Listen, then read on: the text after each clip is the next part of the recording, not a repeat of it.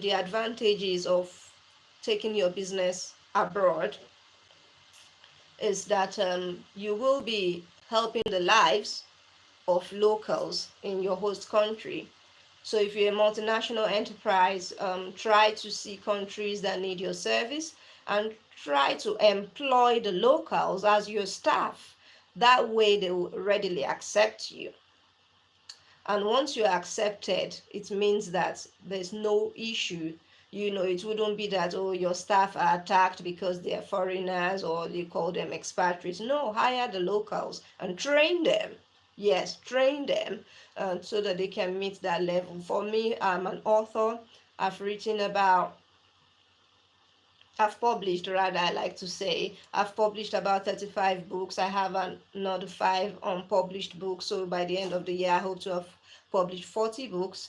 And I have printers all over the world. I have bookstores where I don't even know their name. My books are there. Somebody called me in Turkey and said, Dr. Yewande, here's a version of your Turkish the Turkish version of your book. I saw it in a bookstore in my country. I was like, wow, that's great. So a lot of things we can do as multinationals or as internationals, or if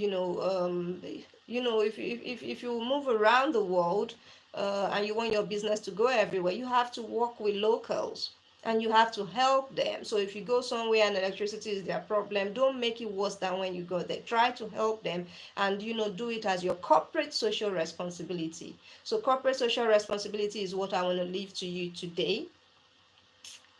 Corporate social responsibility just implies that you are making the lives of the people around you, where your company is registered, or you have your factory. You're making the lives of the people there good enough. At least make them happy.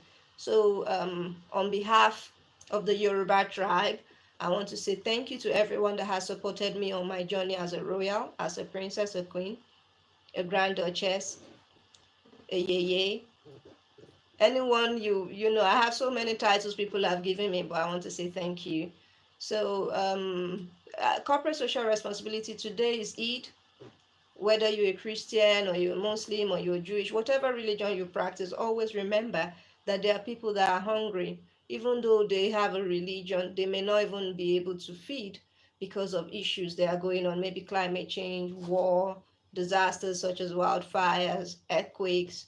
Please today look for somebody or a region that you can support. If you don't know any, contact me. I have so many locations and people that are coming to ask for help.